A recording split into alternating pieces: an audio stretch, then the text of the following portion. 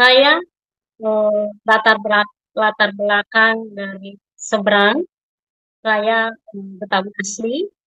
Pelepasan, memang kami punya kerinduan, suami saya itu lepas dari rokok, lepas dari ilmu-ilmunya.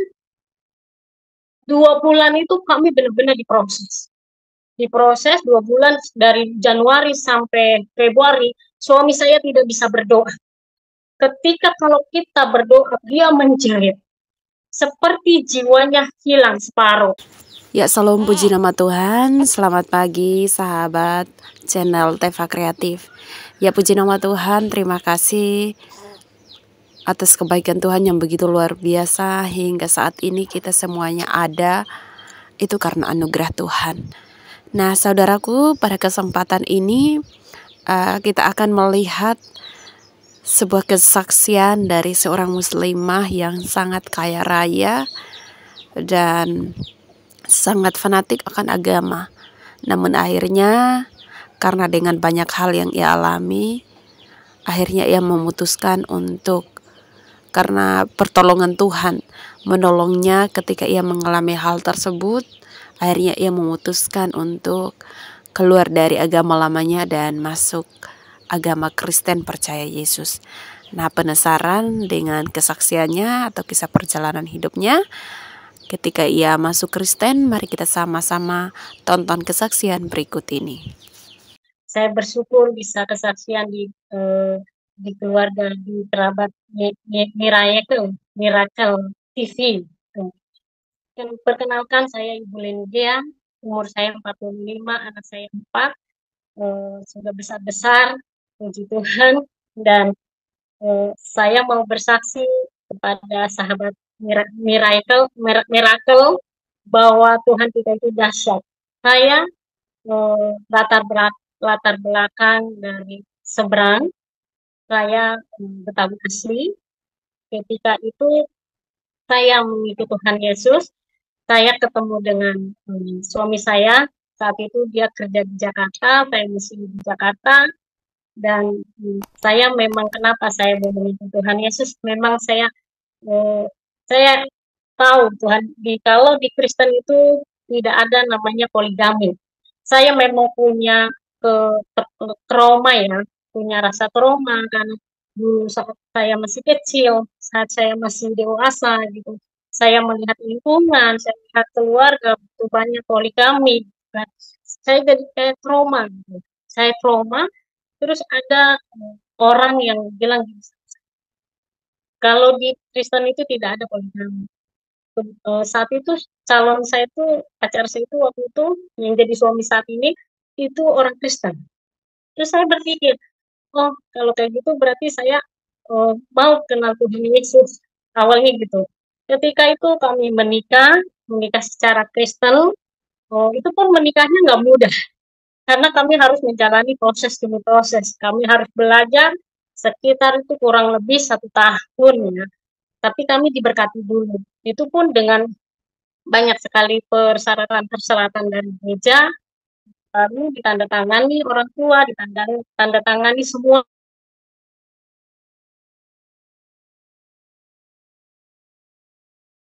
Kami bisa menikah. Ketika itu saya dibaptis, umur saya lagi hamil, saya 8 bulan kandungan, saya dibaptis selam. Lalu saya tambah ada kasih. Saya mendapatkan kasih yang selama ini saya belum pernah dapatkan. Ketika itu kami kerja di Pondok Batu, di suatu tempat bikin batu bata.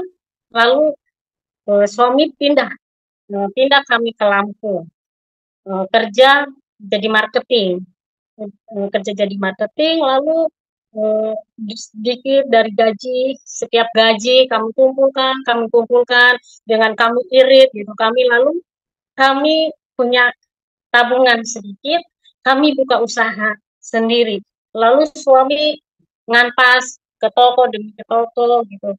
Terus yang kami jual saat itu alat bangunan, material gitu, ya. Nah, itu kami buka usaha, tahun 2003. Tahun 2003 kami buka usaha, lalu naik turun 2005, sampai tahun 2008. Lalu tahun 2008 itu usaha kami mulai naik pesat. Lalu kami mengambil beli aset sana sini, kami beli mobil untuk menambah setiap untuk menjalankan usaha kami. Lalu usaha makin maju, kami beli aset, kami beli tanah, kami bangun kos-kosan, usaha begitu maju. Luar biasa, Tuhan memberkati begitu maju tahun 2008 sampai tahun 2019. Ketika masuk tahun 2019, ada namanya COVID di Wuhan atau di Cina ya. Di situ mulai ngambil barang kamu mulai susah. Karena kami sebagian memang ada di sana kan. Nah, itu importir tidak mudah masuk. Lalu kami modal makin kian makin berkurang, sedangkan saat itu karyawan ada 13, aset kami banyak, mobil kami ada 7, luar biasa, aset pun sampai besar, target-target penjualan kami begitu besar. Kami distributor alat bangunan material, kami ke toko-toko, survei ke toko-toko. Lalu ketika tahun 2019 itu COVID melanda Cina. Kami di situ kena efeknya. Seharusnya kami bisa beli 10 jadi hanya tinggal 5. Lama-lama tahun 2019, terus tahun 2001, begitu mulai perlahan-lahan semua aset kami jual satu persatu, kendaraan kami jual satu persatu untuk menambah modal, untuk menutupi ke utang-utang kami, masih belum bayar. Tahun 2002 proses begitu tambah berat, makin berat dan Sebentar. makin berat. 2022 ya. Makin berat. Jadi sahabat Iya, Miracle ya 2000. dari 2019 Ya. ke 2020, 2021 dan 2022. Lanjut Ibu. Ya. Iya. Tahun 2022 itu semua aset sudah kami jual, hanya sisa 2. Kos-kosan sama yang kami tempati gudang plus rumah. Nah, itu anak buah sudah tidak bisa kami gaji. Semuanya mobil kendaraan kami jual. Anak buah tidak bisa kami gaji, terpaksa mereka keluar. Dan aset semua kejual. Bahkan kami tidak benar-benar bangkrut usaha itu. Tutup. Barang tidak ada. Benar-benar sudah tutup, nggak ada lagi itu barang. Tahun 2023 di situ proses kembali lebih parah, di titik terendah bagi keluarga kami. Awal tahun di bulan Januari tahun 2023, bulan Januari, suami saya pelepasan. Memang kami punya kerinduan, suami saya itu lepas dari rokok, lepas kalau orang zaman ini kan ada pegangan, lepas dari ilmu-ilmunya.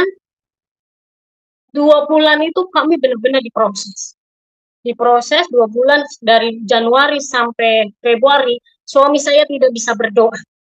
Ketika kalau kita berdoa menyembah, dia menjerit. Seperti jiwanya hilang separuh. Karena tidak merokok dan semua separuh jiwanya hilang. Di situ, di bulan 2 itu, kami titik terendah. Suami tidak bisa jualan. Saat itu, waktu usaha itu bangkrut, nggak bisa lagi untuk ngantas. Suami saya jualan di pasar, ngempel. Barang-barang yang ada di situ, yang sudah karatan, suami saya jual. Dia benarin, dia amplas, dia bersihkan lagi, dia semprot lagi, sehingga bisa dijual walaupun harga yang jauh dari harga yang eh, barang yang bagus ya. Itu buat biaya kami makan sehari-hari.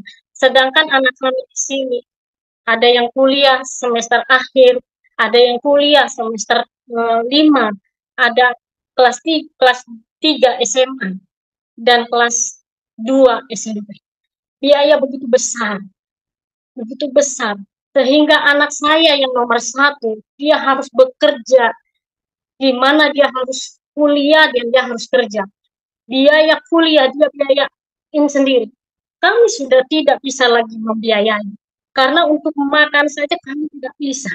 Dari hasil jualan itu, karena kan barangnya memang sudah tidak layak lagi dan memang sudah nggak ada.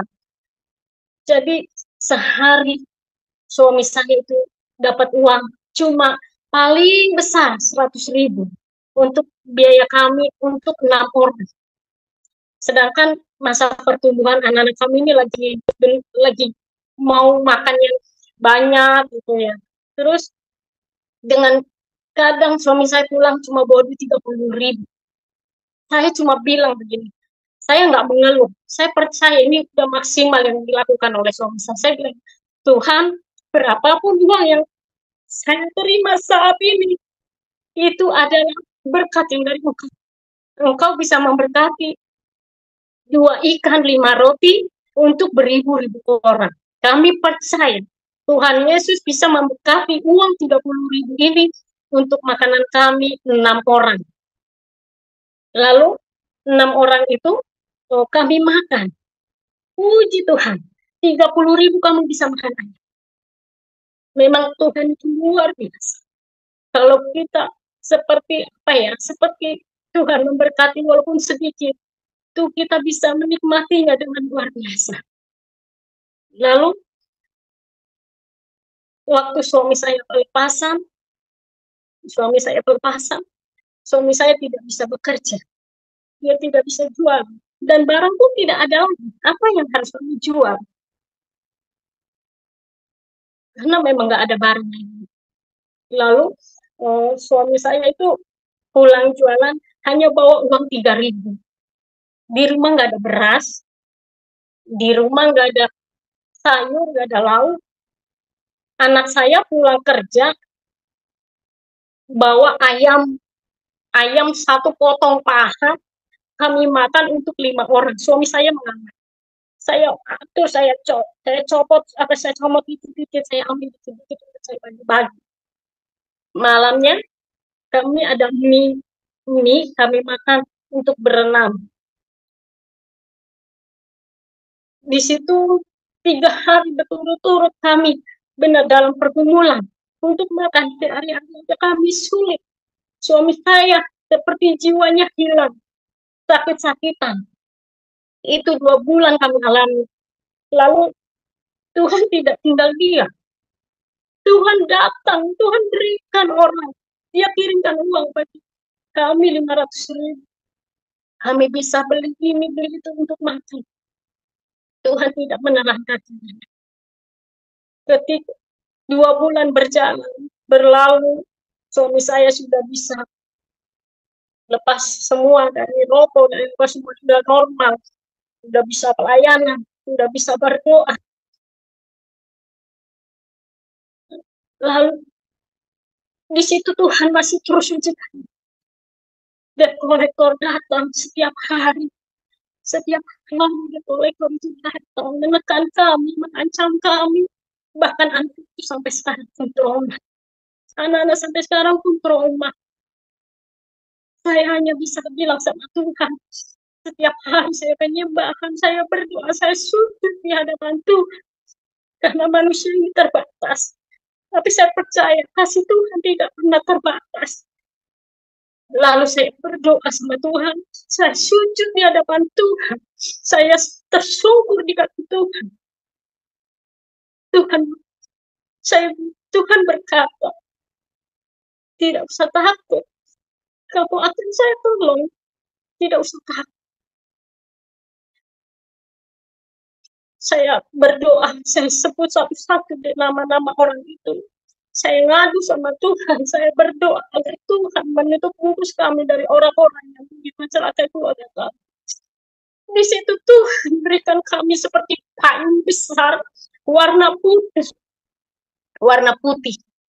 Kami bergandengan tangan, sekeluarga. Sampai saat ini, detik ini, tidak ada lagi orang yang kita menerorkan itu. Setelah itu sudah aman, tidak bisa sampai situ. Tuhan lagi terus proses kami. Tuhan proses kami. Lampu kami belum bisa bayar 3 bulan. 3 bulan saya belum bisa bayar. Di jam itu jam 10 pagi saya lagi berdoa. Saya sendiri di rumah, suami lagi di pasar jualan, anak-anak sekolah. Saya digedor. Mereka sampai buka itu kunci pagar tapi nggak bisa. Saya bilang, Tuhan tolong, Tuhan tolong, Tuhan tolong. Aku nggak bisa berbuat apa-apa, Tuhan. Ketika saya minta tolong, ada berdering HP saya. Ada orang berkata, Kakak, tolong aku dulu, Kak, aku butuh uang. Saya bilang, butuh uang berapa? Cuma 200, Kak. Saya bilang, kalau 200 ada, ya sudah kirimkan, nanti datang ya jam 1. Kalau sekarang aku lagi dikejar-kejar PLN, aku nggak berani keluar. Saya katakan itu kepada orang. Akhirnya orang itu pun nggak jadi, dia datang ke rumah, dia merasa saya juga lagi dalam kebutuhan yang luar biasa gitu kan. Terus saya berdoa sama Tuhan, saya sujud, saya masuk ke kamar, saya penyembahan berjam-jam. Saya hanya bisa meminta sama Tuhan karena nggak ada lagi harapan, nggak ada lagi orang yang bisa menolong kami. Karena sudah seperti sudah tidak ada jalan keluar bagi kami. Tuhan Yesus bertindak lagi di sini.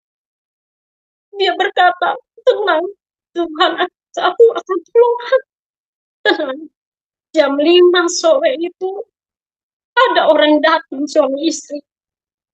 Kami tidak begitu kenal dengan mereka. Mereka kasih kami uang 7 juta. Hingga kami bisa bayar lampu, kami bisa bayar yang lainnya, dan biaya anak sekolah. Sudah cukup di situ, Tuhan masih terus proses kami. Suami saya sakit-sakitan. Karena begitu besar tekanan yang dia alami, karena dia kepala keluarga dengan jarak. Nafkah di keluarga ini. Sakit-sakitan, setiap seminggu sekali dia positif sakit. Datanglah tanggal 23 Agustus 2020 tahun 2023, orang bank ke rumah, ambil foto-fotoin rumah. Dia berkata, Ibu, Bapak, rumah dan kos-kosannya akan kami lelang. Saya dengar itu seperti sambar petir hati saya. Saya hanya diam, termenung. Saya lihat suami saya yang lagi sakit, gaung saya muka. Karena suami saya nggak bisa berkata apa-apa. Saya bilang sama orang, Bapak, saya minta waktu 1 bulan saja. Karena saya percaya Tuhan akan bekerja untuk itu. Tapi tidak bisa. Karena memang sudah melewati batas yang mereka berikan. Sudah 1 tahun tidak membayarnya. Benar-benar kamu tidak bisa membayarnya. Karena bukan uang sedikit. Cicilan kami begitu besar. Utang kami juga begitu besar. Secara manusia itu mustahil ada orang yang mau menolong kami. Itu terbesar, besar bagi kami. Itu bukan uang sedikit. Lalu saya terus mengeluh, saya terus minta tolong sama orang itu tetap tidak bisa.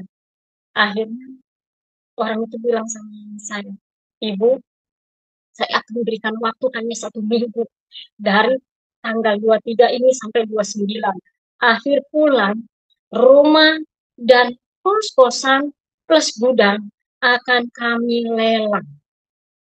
Lalu saya cuma bilang, "Baik Pak, terima kasih." Lalu mereka foto-foto rumah, kos-kosan semua mereka foto-foto. Lalu mereka pergi. Saya masuk ke kamar, saya menangis, saya berdoa, lalu saya cerita sama teman.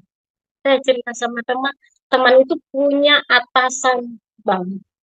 Itu pun tidak bisa membantu karena memang sudah terlalu. Kami pulang jam 12 malam saat hari Rabu. Lalu hari Rabu itu anak saya bikin flyer, stiker, ini media sosial saya kirim semua. Sebenarnya banner itu sudah bertahun-tahun lalu di kos-kosan maupun di rumah sudah kami pasang, tapi tidak pernah ada yang menawar, hanya menanyakan harga. Di hari Kamis saya kirimkan sama teman saya kirimkan itu, saya bilang tolong bantu, siapa tahu ada teman yang mau beli rumah atau kos-kosan saya. Lalu dia bilang gini, "Ibu Reni, nanti kita berdoa jam 7." Lalu kami berdoa sekeluarga dan pengurus itu. Beliau berkata gini, "Bu Leni percaya sama Tuhan Yesus?" Saya bilang, "Saya percaya banget. Rumah dan kos-kosan Ibu tidak akan laku, tetapi akan laku dengan harga yang terbaik." Saya aminkan itu, saya berdoa. Hari Jumat pagi jam 10. Iya, orang itu bilang gini, "Ibu Leni puasa 3 hari Ester. Urapi rumah, urapi kos-kosan. Saya lakukan semua apa yang dikatakan. Saya percaya itu suara Tuhan. Saya lakukan. Saya puasa. Saya menyembah terus sama Tuhan." Lalu hari Jumat jam 10 itu HP saya berdering terus. Bahkan orang ada yang bilang, "Ibu tunggu, jangan jual dulu. Tunggu saya 30 menit lagi. 30 menit lagi, Bu. Saya nggak lama lagi. Saya masih check up di rumah sakit. Saya mau ketemu Ibu." Saya bilang, "Baik, Pak. Tapi ini ada juga yang mau." Terus ada satu lagi bilang, "Ibu Leni, saya minta tunggu 1 minggu."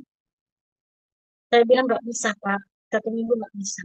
Ada lagi yang bilang satu datang lagi. Telepon lagi. 5 menit, Bu. Tunggu saya 5 menit. Harganya sekian. Saya ini terus dengan telepon-telepon yang lain, saya ambil yang tercepat. "Oke, Bu, saya tunggu 5 menit. 5 menit mereka datang, mereka kasih DP sama kami. Terus saya telepon orang bank. Saya bilang, "Pak, berapa total utang kami? Kami akan lunasi. Saya mau ambil sertifikat kami." Orang bank itu tidak terkejut. Dia bilang, "Yang benar, Bu Leni." "Iya, Pak, saya ambil." Baik, Bu Leni, hari Senin nanti kita kontak-kontakan. Saya komunikasi Ibu lagi. Hari Senin kami dikasih info, sekian, seharusnya sekian, semua penalti, semua dihapuskan. Penalti, denda, bunga semua dihapuskan. Hanya pokoknya saja. Puji Tuhan, luar biasa Yesus. Kalau sudah bekerja, tidak setengah-setengah. Rumah kami laku, kos-kosan kami laku di hari yang sama. Kos-kosan rumah laku hari Jumat, hari Sabtu, kos-kosan laku hari Sabtu juga. Lalu kami ambil dulu rumah. sertifikat rumah. Lalu kami jual juga kos-kosan. Di situ luar biasa Tuhan. Waktu 7 hari dikasih waktu sama bank, 3 hari Tuhan bekerja. Tuhan bekerja. Tuhan memang kalau sudah berikan mujizat tidak setengah-setengah. Sebelum terjadi pelelangan, orang bank datang itu, seminggu sebelumnya saya ada mimpi. Saya bermimpi, di dalam mimpi saya itu rumah dan kos-kosan saya itu hancur. Hancur seperti diterjang ombak karena bangunnya di atas pasir. Lalu saya ngomong, saya bilang, kok kos-kosannya hancur, rumahnya hancur, tapi ada satu bangunan yang masih berdiri. Itu artinya apa? Sedangkan sama-sama di atas pasir kena ombak, tapi itu kenapa berdiri tegak, tidak hancur? Lalu ada yang ngomong, saya nggak tahu siapa itu, karena mukanya nggak ada, tapi saya dengar sekali itu. Yang kos-kosan dan rumah, kalian buat di atas pasir. Kalau yang satu bangunan ini, kalian bangun di atas batu. Saya tidak mengerti apa artinya itu. Kemudian saya aktif ikut ibadah pagi jam 5 sampai jam 8 melalui Zoom. Ada hamba Tuhan juga, dia membuatkan saya.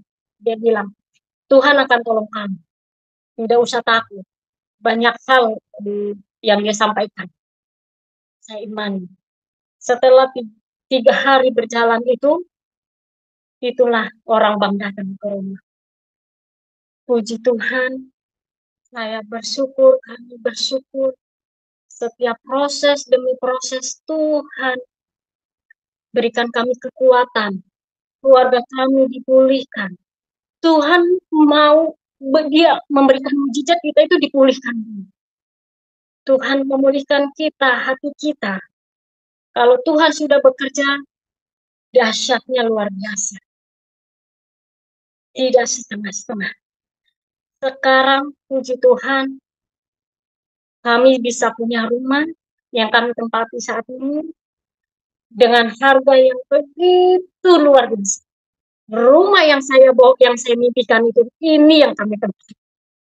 Waktu saya melihat rumah ini, saya langsung mau, saya bilang, wah ini yang ada di mimpi saya. Kami ambil, nego harganya pun tidak sulit, bahkan orang lain minta sebelumnya dengan harga yang jauh, mereka tidak dikasih. Kami dikasih jauh lebih murah. Bahkan kami punya tanah kosong di belakang.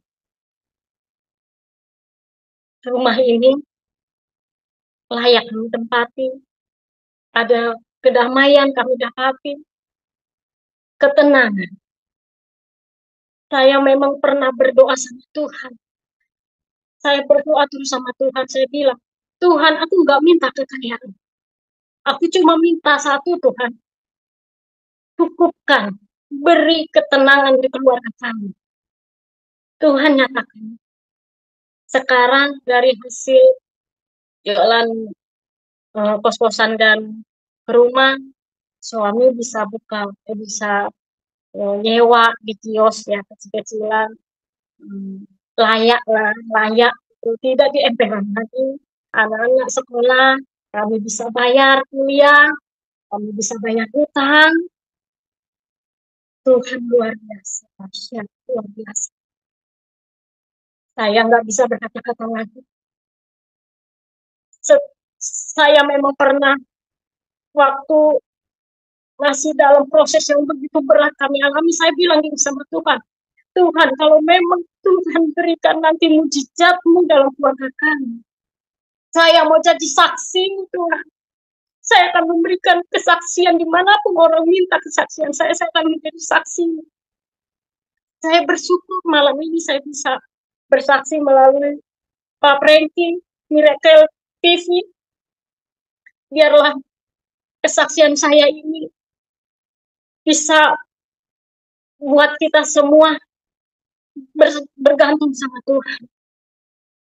Banyak orang, saya hanya bisa apapun yang saya alami saya sampaikan ke mereka.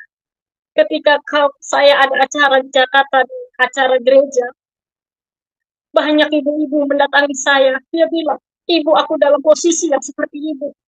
Saya mau apa yang harus saya lakukan." Saya sampaikan apa yang saya lakukan.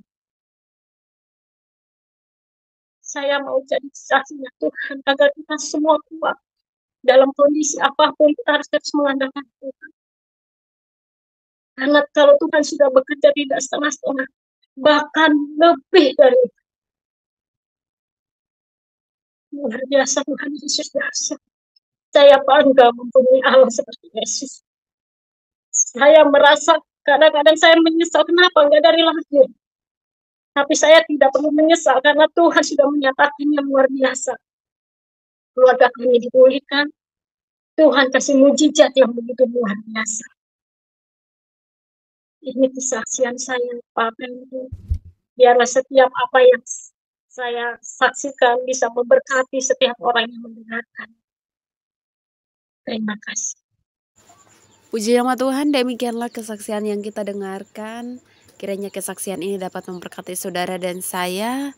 Dan dari kesaksian ini kita belajar bahwa ketika kita berada di kondisi yang mau bilang di paling atas atau ketika kita dibilang kaya raya, kita harus tetap merendah diri dan tetap mengandalkan Tuhan Yesus.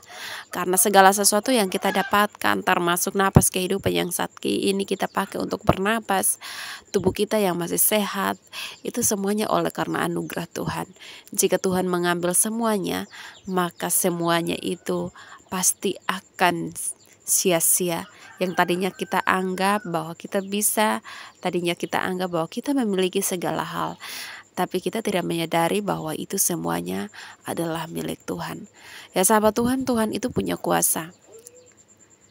Ketika Ia mengizinkan kita untuk memiliki hal tersebut, maka kita harus jaga dengan baik-baik dan tetap rendah hati dalam mengelola setiap berkat yang Tuhan berikan.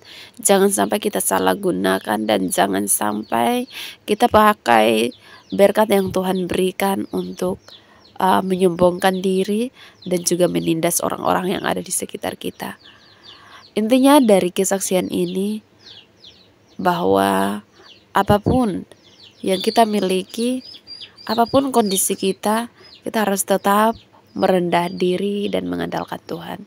Sahabat Tuhan, kiranya kesaksian ini juga cukup sampai di sini, dan terima kasih buat kalian yang sudah setia dukung dan juga support channel ini. Dan nonton kesaksian ini sampai selesai. Tuhan Yesus memberkati setiap pergumulan hidup kita. Tuhan terus menopang kita, dan apapun pergumulan kita dijawab oleh Tuhan. Haleluya. Sahabat Tuhan, cukup sampai di sini ya. Sekian dan terima kasih. Salam, sampai jumpa di kesaksian-kesaksian berikutnya.